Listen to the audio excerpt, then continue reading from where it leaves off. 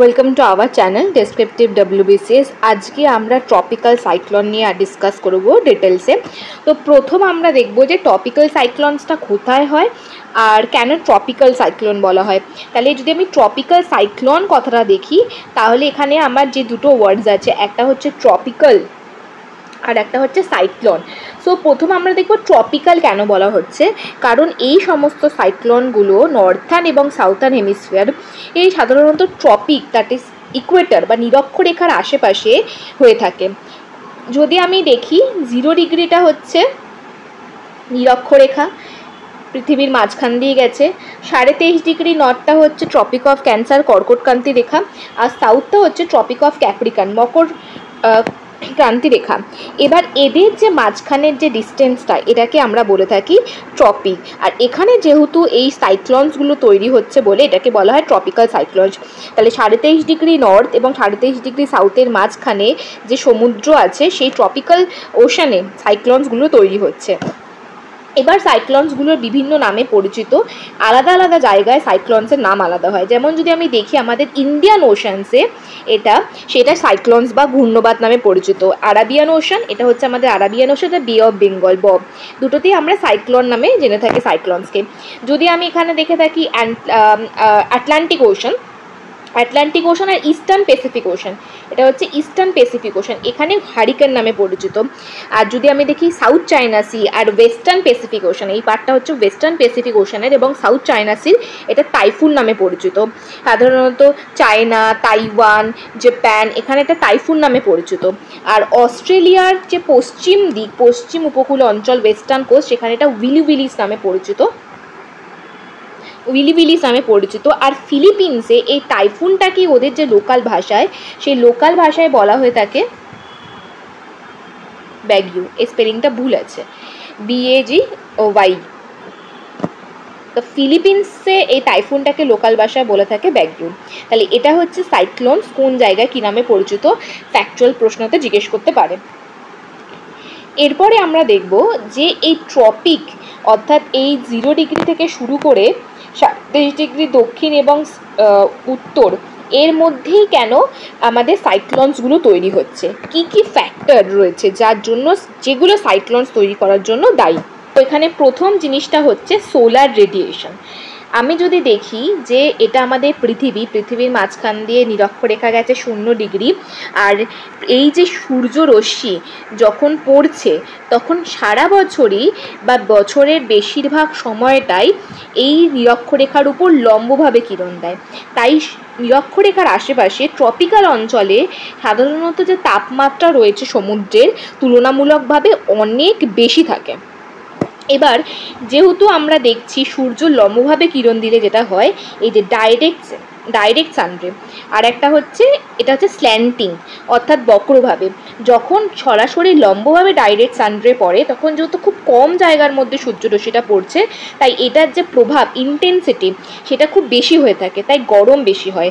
আর যদি তির্যকভাবে সূর্যরশ্মি পড়ে তাহলে এটা অনেকটা জায়গা জুড়ে পড়ছে, তীর্যকভাবে পড়লে সূর্যরশ্মি অনেকটা জায়গা জুড়ে পড়ছে, তাই এখানে কিন্তু তার ইন্টেন্সিটিটা, অর্থাৎ তীব্রতাটা কম হয় এবং তাই কম উত্তপ্ত হয়। তাই এটা একটা প্রথম জিনিস দেখলাম যে নিরক্ষীয় অঞ্চলে যেহেতু সূর্যরশ্মি বছরের বেশিরভাগ সময় 0 ডিগ্রির আশেপাশে সারা বছরই প্রায় লম্বভাবে পড়ে, তাই জন্য তীব্রতা, সূর্যের আলোর তীব্রতা খুব বেশি হওয়ায় এই জায়গাটা তুলনামূলকভাবে খুব গরম হয়। গরমের জন্য এখানে একটা লো প্রেশার এরিয়া তৈরি হচ্ছে। এবার এটা বুঝতে গেলে আমাদের বুঝতে হবে প্রেশার কি।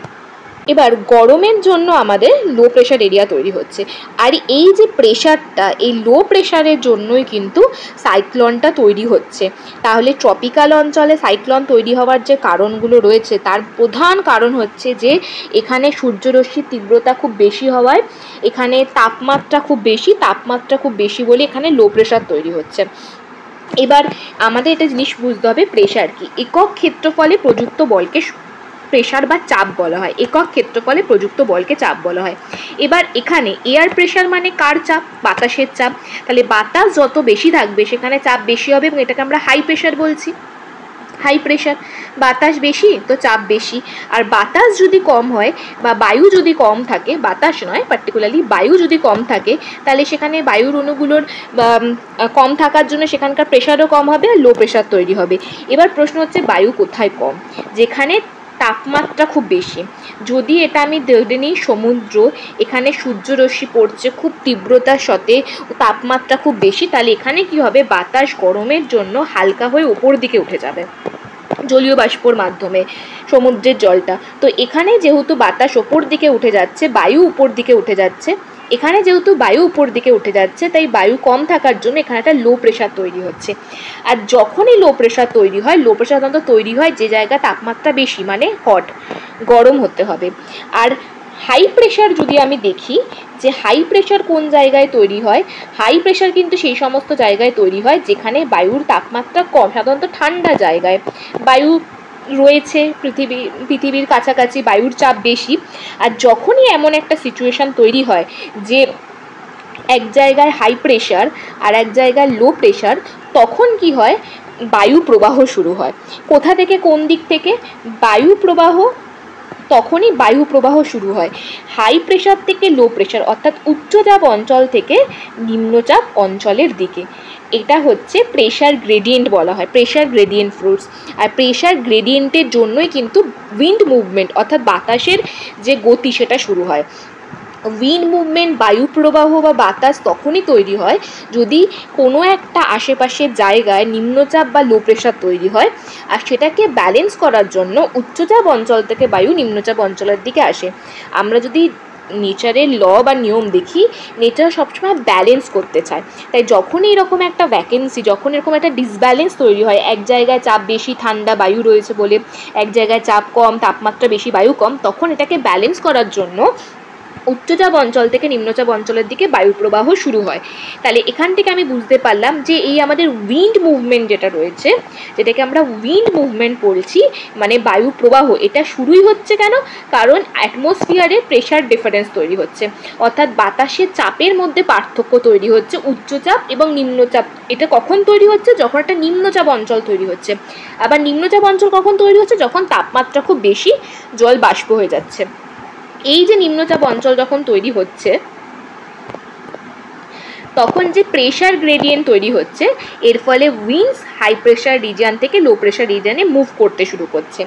এবার আমরা জানি স্বাভাবিকভাবেই, যদি আমি একটা এক্সাম্পল দিই, তো তোমাদের বাড়িতে ধরুন ভাই বোন রয়েছে আর তুমি রয়েছো, তোমার মায়ে তোমাকে 5টা চকলেট দিল আর ভাইকে 2টো দিল, অবভিয়াসলি কী হবে, যে ডিস্টারবেন্স তৈরি হবে, মারামারি, কান্নাকাটি এবং যে অস্থিরতা তৈরি হবে, সেটাকে কমানোর জন্য মা কী করবে, সঙ্গে সঙ্গে তোমার থেকে চকলেট নিয়ে ভাইকে দিয়ে বা বোনকে দিয়ে সমান সমান করার চেষ্টা করবে, যাতে যেই সমান হবে তোমাদের মধ্যে যে মারপিট, ভেদাভেদ, ঝগড়া বা অস্থিরতাটা ঠিক হয়ে যাবে। আমাদের নেচারও তাই করে। যখন হাই প্রেশার আর লো প্রেশার তৈরি হচ্ছে, একটা অস্থিরতা তৈরি হয়, আর এটাকেই ঠিক করার জন্য হাই প্রেশার থেকে লো প্রেশারে বায়ুপ্রবাহ তৈরি হয়। অবশ্যই, যেহেতু যেমন চকলেট কার কাছে বেশি, তোমার কাছে, তাই চকলেটটা তোমার থেকে ভাইয়ের দিকে যাবে, যার কাছে বেশি তার থেকে কমের দিকে, সমান করার জন্য এখানেও তাই রয়েছে। আর এই যে রিজিয়নে, লো প্রেশার রিজিয়নে আমরা কি দেখছি, উইন্ড মুভমেন্ট হচ্ছে, আর এই উইন্ড মুভমেন্টটাই হচ্ছে সাইক্লোন তৈরি হওয়ার একটা কারণ। তো আমরা এখানে সাইক্লোন তৈরি হওয়ার ফ্যাক্টরগুলো দেখলাম। প্রথম ফ্যাক্টর যেটা আমি আগে দেখলাম, যে ডিসকাস করলাম, সোলার রেডিয়েশন, অর্থাৎ সূর্যের রশ্মি বা তীব্রতার জন্য জলীয় বাষ্প বেশি পরিমাণে হচ্ছে, এবং তার ফলেই আমি দেখলাম কিভাবে লো প্রেশার তৈরি হচ্ছে। এবং লো প্রেশারের জন্যই আমি কি দেখলাম, যে যেভাবে লো প্রেশার তৈরি হলো, আর সেই জন্যই কিন্তু উইন্ড মুভমেন্ট অর্থাৎ বায়ু প্রবাহ তৈরি হলো। আর বায়ু প্রবাহ তৈরি হচ্ছে, এর কারণ হচ্ছে লো প্রেশার তৈরি হচ্ছে। তাহলে একবার যদি এটাকে আমি আবার ইজিলি রিভাইজ করে নিতে চাই, তাহলে আমি এখানে কি দেখলাম, তাপমাত্রা বেশি, হাই প্রেশার, এয়ার এক্সপ্যান্স, অর্থাৎ বায়ু জলীয় বাষ্পে তো পরিণত হবে এবং উপর দিকে উঠে যাবে, ক্রিয়েট ভ্যাকেন্সি, সেই জায়গায় একটা খালি জায়গা তৈরি হবে, কারণ সেখানে বাতাস নেই, বায়ু নেই, তার এখানে প্রেশার নেই, লো প্রেশার। আর হাই টেম্পারেচারটা কখন হচ্ছে, অবভিয়াসলি সোলার রেডিয়েশন, সূর্যের তীব্রতা বেশি হলে। আর সূর্যের তীব্রতা কোথায় বেশি হয়, ট্রপিক্যাল এরিয়াস, অর্থাৎ নিরক্ষরেখার আশেপাশে, কারণ সূর্য সারা বছর নিরক্ষরেখাতে লম্বভাবে কিরণ দেয়, লম্বভাবে কিরণ দিলে সূর্যের তীব্রতা খুব বেশি হয়। তাই intense insolation throughout the year, so it is generally warm. তাই জন্য ট্রপিক্যাল ওশান যেগুলো হয়, নিরক্ষরেখার পার্শ্ববর্তী উত্তর এবং দক্ষিণ গোলার্ধের যে সমুদ্রগুলো সাধারণত খুব গরম হয়ে থাকে। আর এই এই যে এটা একটা দেখি যে কিভাবে হাই প্রেশার থেকে বাতাস লো প্রেশারের দিকে মুভ করছে, যে হাই প্রেশার থেকে বাতাস যাচ্ছে কোন দিকে, লো প্রেশারের দিকে। তাই যখনই কোনো একটা জায়গায় লো প্রেশার জোন ক্রিয়েট হয় তখন উচ্চচাপ অঞ্চল থেকে বায়ু প্রবাহ তৈরি হয় এবং লো প্রেশার অঞ্চলের দিকে যেতে শুরু করে। ট্রপিক্যাল সাইক্লোনের সময় লো প্রেশারটা কিন্তু খুবই ইন্টেন্স থাকে, খুবই বেশি থাকে, আর তাই জন্য বায়ু প্রবাহের বেগটাও খুব বেশি হয়, জোরে ঝড় হয়ে থাকে। এবার এই দুটো কারণ অর্থাৎ উইন্ড মুভমেন্ট, লো প্রেশার আর সোলার যে রেডিয়েশন, এটা ছাড়াও ট্রপিক্যাল সাইক্লোন তৈরি হওয়ার আর একটা কারণ হচ্ছে কর্নওয়ালিস ফোর্স। ট্রপিক্যাল সাইক্লোনের জন্য দায়ী এবং কেন এটা ট্রপিক্যাল অর্থাৎ নিরক্ষরেখার পার্শ্ববর্তী সমুদ্রতেই কেন কার্যকর সেটা আমরা দেখব, সেটা হচ্ছে কর্নওয়ালিস ফোর্স।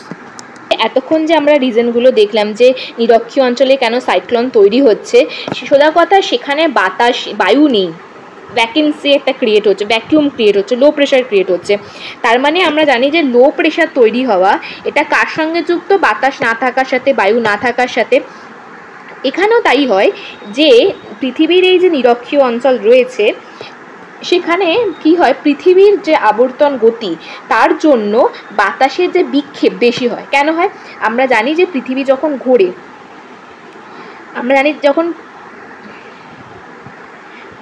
পৃথিবী যখন ঘোরে পৃথিবী ওয়েস্ট টু ইস্ট অর্থাৎ পশ্চিম দিক থেকে পূর্ব দিকে ঘুরছে।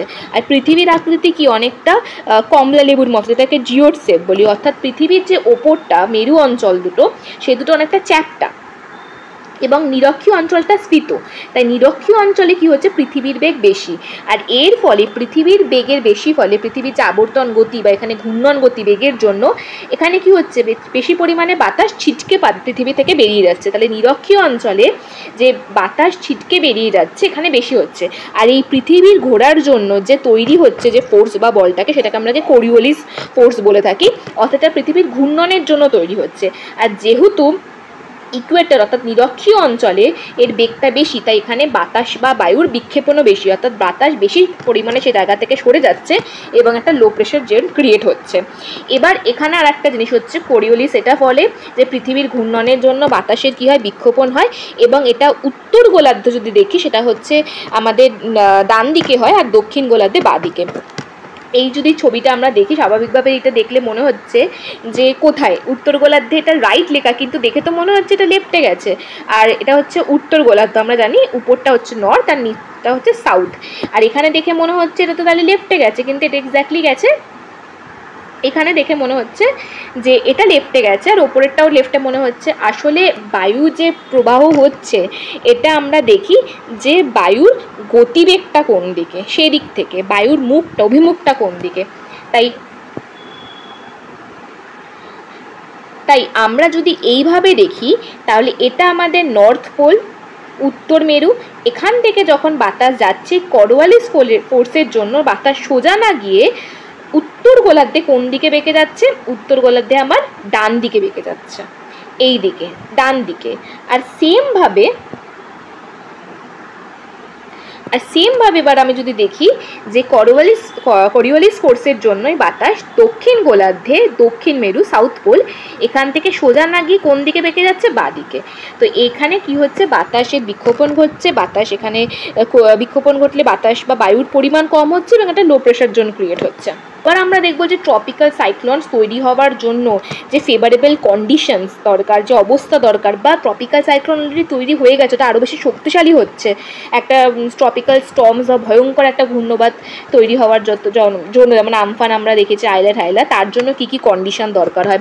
তাহলে এখান থেকে আমরা সোজাভাবেই বুঝতে পারছি ট্রপিক্যাল সাইক্লোন মানে সাধারণত ট্রপিক্যাল ওশান, সমুদ্রের উপর এটা তৈরি হয় এবং ধীরে ধীরে এটা কোস্টাল এরিয়া অর্থাৎ উপকূলবর্তী অঞ্চলের দিকে মুভ করে। ট্রপিক্যাল সাইক্লোন কিন্তু সমুদ্রের উপর তৈরি হচ্ছে, যখন সূর্যরশ্মি সমুদ্রের উপর পড়ছে, সমুদ্র সেখানে কি হচ্ছে, সূর্যের তীব্রতা বেশি হওয়ার জন্য জলগুলো বাষ্প হয়ে উপরে উঠে যাচ্ছে এবং একটা ভ্যাকেন্সি ক্রিয়েট হচ্ছে, লো প্রেশার ক্রিয়েট হচ্ছে, ট্রপিক্যাল সাইক্লোন তৈরি হচ্ছে। ট্রপিক্যাল সাইক্লোন সমুদ্র থেকে কোস্টাল এরিয়াস অর্থাৎ উপকূলবর্তী অঞ্চলের দিকে যেতে শুরু করে, এটা তার হচ্ছে দিক। এবার কারণগুলো কি, কোথায় কোথায় আমি দেখতে পাই ট্রপিক্যাল সাইক্লোন তৈরি হওয়ার ফেভারেবল কন্ডিশনসগুলো, বা ট্রপিক্যাল সাইক্লোনটা শক্তিশালী হতে গেলে কী কী দরকার। একটা হচ্ছে দেখতে পাচ্ছি লার্জ সি সারফেস, যে সমুদ্রের যে তলটা উপরের তলটা সেটাকে বেশি বড় হতে হবে এবং টেম্পারেচার খুব বেশি হতে হবে, বেশিরভাগ ক্ষেত্রে 27 ডিগ্রি সেলসিয়াসের বেশি। প্রেজেন্স অফ কোরিওলিস ফোর্সের উপস্থিতি থাকলেই তো বাতাসের বিক্ষোভণ ঘটবে না, যে তাহলে এখানে একটা ভ্যাকেন্সি বা বাতাসের ভ্যাকেন্সি তৈরি হবে এবং লো প্রেশার জোন ক্রিয়েট হবে। Small variation in the vertical wind speed, অর্থাৎ উপরের দিকে উইন্ডের যে গতিবেগ সেটা কিন্তু কম থাকতে হবে, ভ্যারিয়েশনটা নিচের দিকে এবং উপরের দিকে ভ্যারিয়েশনটা কম হতে হবে। Pre existing with low pressure area, tropical cyclone তৈরি হওয়ার মেন কারণ হচ্ছে লো প্রেশার এরিয়া তৈরি হতে হবে নিম্নচাপ অঞ্চল, যার জন্য যেটাকে পূরণ করার জন্য উচ্চচাপ অঞ্চল থেকে বাতাস আসতে শুরু করবে। যত বেশি নিম্নচাপ থাকবে তত বেশি জোরে বাতাস আসবে ওটাকে পূরণ করার জন্য, আর তত বেশি সাইক্লোনটা বেশি শক্তিশালী হবে। তাহলে আগে থেকেই একটা সেখানে একটা লো প্রেশার জোন থাকতে হবে, তার ভিত্তিতে ট্রপিক্যাল সাইক্লোনটা আরও বেশি তৈরি হতে পারে বা আরও বেশি শক্তিশালী হতে পারে। লো লেভেল সাইক্লোনিক সার্কুলেশন, তার আগে কোনো ধরনের বড় মাপে সাইক্লোনিক সার্কুলেশন থাকা চলবে না। আর upper divergence above the sea cloud system, তো এগুলো হচ্ছে রিজন কি ফেভারেবল কন্ডিশনস, যেটা ট্রপিক্যাল সাইক্লোন ফর্ম হওয়ার জন্য যে সমস্ত কন্ডিশন দরকার বা শক্তিশালী হওয়ার জন্য যে সমস্ত কন্ডিশন দরকার সেগুলো। এবার আমরা যেটা দেখব সেটা হচ্ছে ট্রপিক্যাল সাইক্লোনের ফরমেশনটা। ঠিক আছে, এইখানে যে এই জায়গাটা এটাকে আমরা বলছি আই, এটা হচ্ছে লো প্রেশার, অর্থাৎ এখানে সূর্যের তীব্রতা বেশি হওয়ার জন্য লো প্রেশার তৈরি হচ্ছে এবং বাতাস গরম হয়ে ওপর দিকে উঠতে শুরু করেছে। এখানে বাতাস গরম হয়ে উপর দিকে উঠতে শুরু করেছে, আর যেই বাতাস ওপর দিকে উঠছে মানে এখানে একটা লো প্রেশার তৈরি হয়েছে। আর লো প্রেশার তৈরি হচ্ছে মানে কি পাশের উচ্চচাপ অঞ্চল থেকে বাতাস কী হবে জোরে জোরে এদিকে আসছে, জোরে জোরে এদিকে আসতে শুরু করবে। তাহলে এখান থেকে কি দেখব, যেই বাইরে নিম্নচাপ অঞ্চল তৈরি হয়েছে এটাকে পূরণ করার জন্য উচ্চচাপ অঞ্চল থেকে বাতাস জোরে জোরে আসবে। এবার যত বাতাস এইখানে আসবে এসে আরও বেশি গরম হবে, আরও উপর দিকে উঠতে শুরু করবে। তো এর ফলে কি হবে, এমন একটা প্রসেস যেখানে হতেই থাকছে, মানে গরম হচ্ছে, বাতাস আসছে, সেই বাতাসটা গরম হয়ে উপরে উঠে যাচ্ছে, সেখানেও একটা লো প্রেশার তৈরি হচ্ছে। তাই এটাকে আমরা বলছি আই, এই যে জায়গাটা এটাকে আমরা বলছি আই, লো প্রেশার এরিয়া। ঠিক আছে, আর এই যে অ্যারো চিহ্ন দিয়ে দেখাচ্ছে, এটা আমি দেখাচ্ছি যে কিভাবে ওয়ার্ম ময়েস্ট এয়ারগুলো অর্থাৎ গরম জলীয় বাষ্পপূর্ণ আর্দ্র বায়ুগুলো উপর দিকে উঠতে শুরু করছে, কারণ গরম বাতাস ওপর দিকে ওঠে। আর এই লো প্রেশার জোনটাকে মানে লো প্রেশারটাকে পূরণ করার জন্য দেখতে পাচ্ছি কুল এয়ার মুভ টুয়ার্ডস আই, উচ্চচাপ অঞ্চল থেকে ঠান্ডা বাতাস আসতে শুরু করছে। এবার ঠান্ডা বাতাসগুলো আসলেও কি হবে, যেই আইতে আসবে কেন্দ্রতে সেখানে গরম থাকার জন্য, সেখানে লো প্রেশার গরম থাকার জন্য সে কী হবে আবার গরম হয়ে উপরে উঠতে শুরু করবে এবং এখানে আবার সেই একটা নিম্নচাপ তৈরি হবে এবং এটা চলতেই থাকবে, এইভাবে জিনিসটা চলতেই থাকবে। তাহলে এটাকে বলছি আই। এবার আইর একটা ক্যারেক্টারিস্টিক্স হচ্ছে যেখানে কেন্দ্র অর্থাৎ ট্রপিক্যাল সাইক্লোন, যেটাকে আমরা আই নাম দিয়ে বলে থাকি, সেটা কিন্তু সাধারণত ট্রপিক্যাল সাইক্লোনের লো প্রেশার এরিয়া হয়ে থাকে। আর ট্রপিক্যাল সাইক্লোনের লো প্রেশার এরিয়াতে আর একটা যে ইন্টারেস্টিং জিনিস হচ্ছে, এখানটা যদি আমি দেখি না, এই যে আই অঞ্চলটা, এখানে সাধারণতভাবে ঝড় এগুলো বেশি প্রভাব পড়ে না।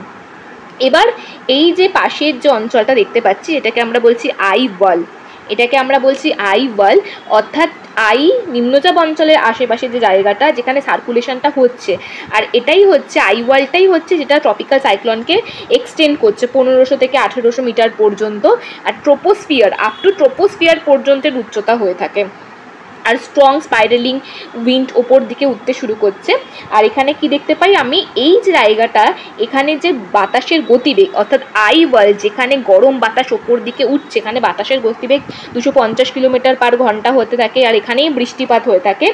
আর এই আই ওয়ালে আমরা দেখি যে মেঘ তৈরি হচ্ছে, রেইন ব্যান্ডস তৈরি হচ্ছে, যেটা ধীরে ধীরে কি করছে এই দিকে আই থেকে দূরে সরে যাচ্ছে। তাই আই যে জায়গাটা সেখানে কিন্তু কোনো ঝড় বৃষ্টি কিছু হয় না। এর চারপাশে যে আই ওয়াল সেখানে আমি দেখতে পাচ্ছি গরম আর্দ্র বাতাস ওপর দিকে উঠছে, মেঘ তৈরি হচ্ছে, সাধারণত কিউমুলাস আর কিউমুলিনুম্বাস দু ধরনের মেঘ তৈরি হচ্ছে, বৃষ্টিপাত হচ্ছে, ঝড় বৃষ্টি যা কিছু এখানে হচ্ছে, আইতে কিছু হচ্ছে না। এবার আইটার একটা জিনিস হয় যে এখানে যে গরম বাতাসগুলো উপর দিকে উঠছে, যেই ট্রোপোস্ফিয়ারের যে শেষ সীমা যেটাকে আমরা বলি ট্রোপোপোজ, যার পর থেকে স্ট্র্যাটোস্ফিয়ার তৈরি হয়, সেখানে যখন যাচ্ছে বাতাসগুলো গরম বাতাস, এখানে যেহেতু আমি জানি যে উচ্চতা বাড়ার সঙ্গে সঙ্গে তাপমাত্রা কমে, তাহলে এখানে ঠান্ডা বাতাস, যে তাপমাত্রা কমছে গরম বাতাসগুলো এখানে পৌঁছলে ঠান্ডা হচ্ছে। আর ঠান্ডা বাতাস কী হয়, ভারী বাতাস, তো যখনই সে ভারী হচ্ছে ঠিক সেই বাতাসগুলোই আবার কি হচ্ছে নিচের দিকে নেমে আসছে। এই যে এই নিচের দিকে নেমে আসছে এখানটা, সাকসিডাইং ওয়ার্ম এয়ার এখানটা। আর যেহেতু বাতাস নিচের দিকে নেমে আসলে না সেখানে কোনো ঝড় বৃষ্টি কিছু হয় না, বাতাস যদি ওপর দিকে যেতে শুরু করে তাহলেই ঝড় বৃষ্টি হয়। আর এই জন্য আইতে অর্থাৎ কেন্দ্রে কোনো ঝড় বৃষ্টি দেখা যায় না, যা ঝড় বৃষ্টি দেখা যায় আই ওয়াল এবং তার পার্শ্ববর্তী অঞ্চলে দেখা যায়। আর এই সাবসিডাইং ওয়ার্ম এয়ার যেটা নিচের দিকে নেমে আসছে এটা কিন্তু এই ট্রপিক্যাল সাইক্লোনটার যে কি বলবো ট্রপিক্যাল সাইক্লোনটার যে এরিয়া ওটাকে আরও বড় করে দিচ্ছে, আরও বেশি বড় হয়ে যাচ্ছে। যখন এই উপর থেকে বাতাস ট্রপোস্ফিয়ারের সংস্পর্শে এসে ঠান্ডা হয়ে ভারী হয়ে নিচের দিকে নামতে শুরু করছে, এটা কিন্তু ট্রপিক্যাল সাইক্লোনটাকে আরও চওড়া করে দিচ্ছে। আর একটা জিনিস যেটা আমি বললাম যে এইখানে যে মেঘ তৈরি হচ্ছে আউটফ্লো কেন বলছে, কারণ এখান থেকে মেঘগুলো এই দিকে যেতে শুরু করছে, বাইরের দিকে যেতে শুরু করছে। আর মেঘগুলো দু ধরনের মেঘ হয়ে থাকে, একটা কিউমুলিম্বাস আর কিউমুলিম্বাস। যদি দেখাই মেঘগুলো, কিউমিলিয়াস মেঘ আর কিউমুলিনিম্বাস মেঘ, এই মেঘগুলো সাধারণত কী হয় ঝড় বৃষ্টির জন্য, বর্জ্য বিদ্যুৎ সহ ঝড় বৃষ্টির জন্য দায়ী হয়ে থাকে। আর ট্রপিক্যাল সাইক্লোনগুলো আমরা দেখেছি যে ভীষণ জোরে বাতাস বয়, ঝড় হয়, কারণ আমরা দেখতে পাচ্ছি যেহেতু এত বেশি লো প্রেশার তৈরি হচ্ছে, নিম্নচাপ, ওটাকে তাড়াতাড়ি পূর্ণ করার জন্য তাড়াতাড়ি বেশি জোরে উচ্চচাপ অঞ্চল থেকে বাতাস আসছে। আর যে মেঘগুলো তৈরি হয় সেগুলো কিউমুলাস আর কিউমুলিম্বাস মেঘ বলে ঝড়, বর্জ্য বিদ্যুৎ সহ বৃষ্টিপাত হচ্ছে। এবার আমরা একটা যে জিনিস দেখবো, এটা পরীক্ষায় শর্ট প্রশ্ন জিজ্ঞেস করে, কনসেপচুয়াল ক্ল্যারিটি খুব দরকার হয়, যে ট্রপিক্যাল সাইক্লোন, সেই ট্রপিক্যাল সাইক্লোনের মানে গতিবেগটা, মুখটা কোন দিকে হয়, অভিমুখটা ক্লকওয়াইজ না অ্যান্টি ক্লকওয়াইজ। যদি আমি নর্থার্ন হেমিস্ফিয়ার দেখি তাহলে কিন্তু এটা অ্যান্টি ক্লকওয়াইজ হয়, এটা আমি নর্থ পোলে দাঁড়িয়ে। যদি আমি নর্থার্ন হেমিস্ফিয়ার দেখি তাহলে কিন্তু এটা অ্যান্টি ক্লকওয়াইজ হয়। কীভাবে? এইটা হচ্ছে নর্থ পোল, মানে আমি এটা পৃথিবীকে এইভাবে দেখছি, এইভাবে, এটা ইকুয়েটার, আর এটা হচ্ছে নর্থ পোল, আর এটা হচ্ছে সাউথ পোল। কারণ যখনই বাতাসের প্রবাহের অভিমুখ দেখি আমরা দেখি বাতাস কোন দিক থেকে প্রবাহিত হচ্ছে। তো নর্থ পোলে কি হচ্ছে, আমরা জানি যে নর্থ পোলে কোরিওলিস ফোর্সের জন্য বাতাস সোজা না গিয়ে কোন দিকে বেঁকে যায়, যে বাতাস ডান দিকে বেঁকে যায়। তো ডান দিকে তো আমরা জানি যে ইকুয়েটার, অর্থাৎ এই যে ইকুয়েটার নিরক্ষরেখার পার্শ্ববর্তী অঞ্চলে ট্রপিক্যাল সাইক্লোন হচ্ছে, তাই এটা হচ্ছে ট্রপিক্যাল সাইক্লোন তৈরি হচ্ছে। তো এখানে কি হচ্ছিল, নর্থ পোল, এখানে বরফ, সাধারণত বরফ রয়েছে, ঠান্ডা বাতাস, উচ্চচাপ অঞ্চল, এখান থেকে ইকুয়েটার নিম্নচাপ তৈরি হয়ে গেছে, ট্রপিক্যাল সাইক্লোন তৈরি হয়ে গেছে, বাতাস যাবে। তো নর্থার্ন হেমিস্ফিয়ারে বাতাস কি হচ্ছে, বাদিকে বেঁকে যাচ্ছে, কোরিওলিস ফোর্সের জন্য বাতাস বাদিকে বেঁকে যাচ্ছিল, ঠিক আছে, নর্মাল বাতাস বাদিকেই বেঁকে যাচ্ছে। কিন্তু যেই ট্রপিক্যাল সাইক্লোন তৈরি হলো, এই যে লো প্রেশারটাকে পূর্ণ করার জন্য বাতাসটা তখন ট্রপিক্যাল সাইক্লোনের দিকে অ্যাট্রাক্ট হয়ে গেল। আর অ্যাট্রাক্ট হওয়াতেই সেটা কী করছে, ঘুরে কোথায় যাচ্ছে বাতাসগুলো, আই, অর্থাৎ ট্রপিক্যাল সাইক্লোনের কেন্দ্রে, যেখানে লো প্রেশার তৈরি হচ্ছে, কারণ হাই প্রেশার থেকে লো প্রেশারে যাচ্ছে। আর আমরা যদি এই মুভমেন্টটাকে অবজার্ভ করি, এই মুভমেন্টটা এটা কি হচ্ছে, অ্যান্টি ক্লকওয়াইজ, অর্থাৎ ঘড়ির কাঁটার বিপরীতে। তাহলে ঘড়ির কাঁটা এদিকে ঘোরে, আর এটা যাচ্ছে কি অ্যান্টি ক্লকওয়াইজ। তাহলে এটা আমরা কোন হেমিস্ফিয়ারে দেখতে পাবো, নর্থার্ন হেমিস্ফিয়ার, অর্থাৎ উত্তর গোলার্ধে। পরীক্ষায় জিজ্ঞেস করবে উত্তর গোলার্ধে ট্রপিক্যাল সাইক্লোনসের গতিবেগের অভিমুখ কী হয়, এটা হবে অ্যান্টি ক্লকওয়াইজ। আমরা এখানে কিন্তু নর্থ পোলে দাঁড়িয়ে নর্থ পোলে মুখ করে দেখছি, আর সাউথ পোলে ঠিক বিপরীত হয়। কি হয়, সাউথ পোলে ক্লকওয়াইজ হচ্ছে। কি করে ক্লকওয়াইজ হচ্ছে, এই যে সাউথ পোলে আমি দাঁড়িয়ে রয়েছি, সাউথ পোলে কোরিওলিস ফোর্সের জন্য নিরক্ষর বাতাস কোন দিকে বেঁকে যাচ্ছে, বাতাস বাদিকে বেঁকে যাচ্ছিল। কিন্তু যেই ইকুয়েটারে আমার ট্রপিক্যাল সাইক্লোন তৈরি হয়েছে, লো প্রেশারটাকে ফুলফিল করার জন্য বাতাস আকর্ষিত হয়ে তা কেন্দ্রের দিকে যেতে শুরু করলো, লো প্রেশার এরিয়াতে ফুলফিল করার জন্য, সেটাকে পূর্ণ করার জন্য। আর তাহলে এখানে কীভাবে যাচ্ছে, অ্যারো চিহ্নটা যদি দেখি, এটা হচ্ছে ঘড়ির কাঁটার দিকে। তাহলে ঘড়ির কাঁটার দিকে আমি দেখতে পাচ্ছি সাউথার্ন হেমিস্ফিয়ারে ঘড়ির কাঁটার দিকে যাচ্ছে, আর নর্থার্ন হেমিস্ফিয়ারে ঘড়ির কাঁটার বিপরীত দিকে। ক্লকওয়াইজ অ্যান্টি ক্লকওয়াইজটা মনে রাখতে হবে। আমি বুঝিয়ে দিলাম, অনেক সময় এক্সামে এত ফ্যাকচুয়াল ভুলে যেতে পারি, যদি আমার কনসেপচুয়াল ক্ল্যারিটি থাকে তখন কিন্তু আমি পরীক্ষা একটু ভেবে নিয়ে এটা অ্যান্সার করতে পারবো। এবার ট্রপিক্যাল সাইক্লোনসের যে ডায়ামিটারটা হয় সাধারণত 150 থেকে 250 কিলোমিটার, মানে কতটা চওড়া হয়ে থাকে। কিন্তু আমাদের বে অফ বেঙ্গলে যেগুলো হয় সেগুলো 600 থেকে 1200 কিলোমিটার। তার মানে বুঝতেই পারছি বে অফ বেঙ্গলে, অর্থাৎ বঙ্গোপসাগরে বা আমাদের ভারত মহাসাগর অর্থাৎ বঙ্গোপসাগরে, ভারত মহাসাগরে বা আরব সাগরে যে সাইক্লোনগুলো তৈরি হয় সেগুলো 600 থেকে 1200 কিলোমিটার, অর্থাৎ অনেক বেশি চওড়া হয় সাধারণত সাইক্লোনসের থেকে। এবার আর একটা জিনিস হচ্ছে, যেটা আমরা কথায় কথায় জানি, যে ল্যান্ডফল যে জিনিসটা, এটা আমরা যখন আমাদের সাইক্লোন আসে আমরা অনেক সময় নিউজ চ্যানেলে দেখি ল্যান্ডফর্ম কি।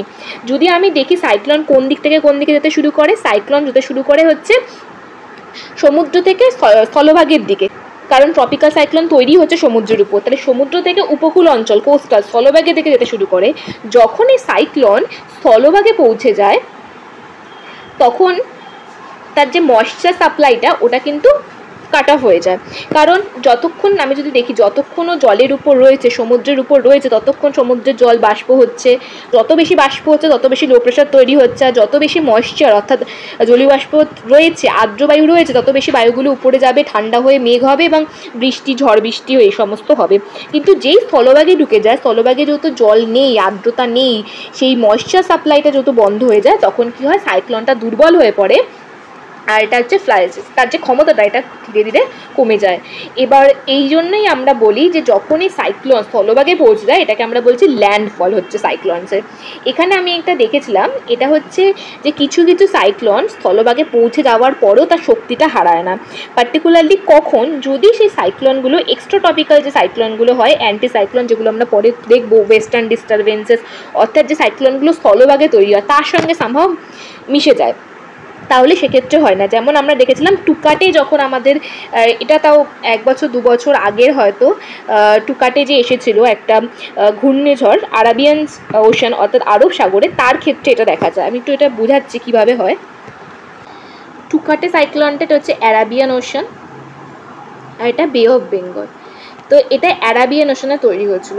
যখনই কোস্টে ঢুকবে, ল্যান্ডফল হবে, তখন কিন্তু সাইক্লোনটা শক্তিশালী থাকবে না।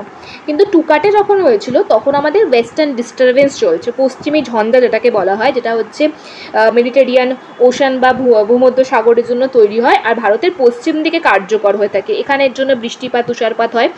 এর সঙ্গে যখন এই টুকাটেটা মিশে যায় তখন শক্তি হারানোর পরিবর্তে এখানে তার শক্তিটা বেড়ে যায়। তাই ল্যান্ডফল হওয়া সত্ত্বেও কিন্তু এই শক্তি কমেনি। এটা হচ্ছে এক্সেপশন, এটা খুবই রেয়ার। যেহেতু এটা হয়েছিল, ফিনোমেনাটা আমার মনে ছিল, তাই জন্য আমি শেয়ার করছি যে টুকাটের ক্ষেত্রে এটা দেখা গেছিলো যে ল্যান্ডফল হওয়ার পরেও যখন এই ট্রপিক্যাল সাইক্লোন এক্সট্রা ট্রপিক্যাল সাইক্লোনের সাথে মিলিত হয়, সেক্ষেত্রে কিন্তু তার শক্তিটা হারাতে একটু সময় লাগে। আর এক্ষেত্রে আর একটাও প্রশ্ন জিজ্ঞেস করে যে কেন বে অফ বেঙ্গল অর্থাৎ বঙ্গোপসাগরে তৈরি হওয়া যে ঘূর্ণিঝড়গুলো, যে সাইক্লোনসগুলো, যে চক্রবাতগুলো, সেগুলো কিন্তু অ্যারাবিয়ান ওশানের থেকে বেশি। এর অনেকগুলো কারণ আছে, যে মেন কারণগুলো একটা হচ্ছে বঙ্গোপসাগর বা বে অফ বেঙ্গলের শেপ। একটা কারণ হচ্ছে যে বে অফ বেঙ্গলের শেপ অনেকটা ফানেল শেপের মতো, তাই জন্য এটা কী হয়, ইন্টেন্সিফাই হওয়ার মানে শক্তিশালী হওয়ার, ট্রপিক্যাল সাইক্লোন তত বেশি শক্তিশালী হতে পারে।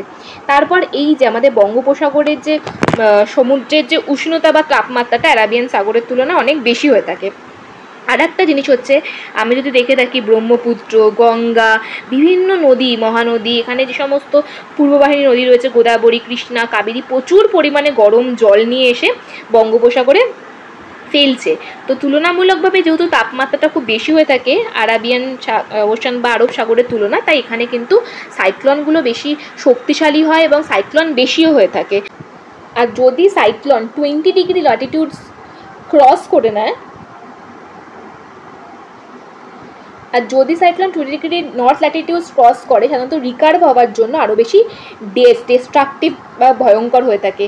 আর এই জন্য আমরা দেখি যে বর্তমানে আমাদের পশ্চিমবঙ্গে যত বেশি সাইক্লোন আসছে, আমফান বা যাই হোক হুদুদ, সেগুলো কিন্তু সবকটা বেশিরভাগ ভয়ঙ্কর। কারণ কেন, যদি আমরা দেখি সেগুলো সবাই 20 ডিগ্রি নর্থ ল্যাটিটিউডকে ক্রস করে নিচ্ছে, তাই জন্য।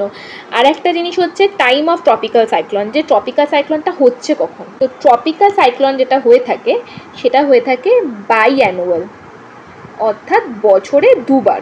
ঠিক আছে, তাহলে কোন দুবার? যে সময় সোলার রেডিয়েশন, সূর্যের তীব্রতা খুব বেশি। আর কখন সূর্যের তীব্রতা বেশি হয়? অবভিয়াসলি সামার, গরমকাল এবং অটাম সিজনস, এই সময়। তাহলে যদি নর্থ হেমিস্ফিয়ারে থাকে, উত্তর গোলার্ধে থাকে, তাহলে এই যে সামার, কোন সময় গরমকাল চলে আমাদের এই সময়, যে জুন থেকে, ঠিক আছে, ইকুইনিক্স সেপ্টেম্বর পর্যন্ত। জুন সলিস্টেজ মানে সামার সলিস্টেজ, এটাকে আমরা বলে থাকি